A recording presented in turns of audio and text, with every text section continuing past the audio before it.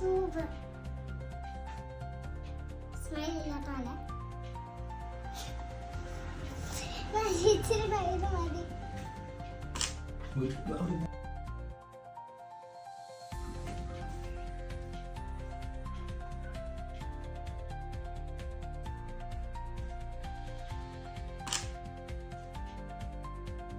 അടിപൊളി. നീ കണ്ണടി വെക്ക്.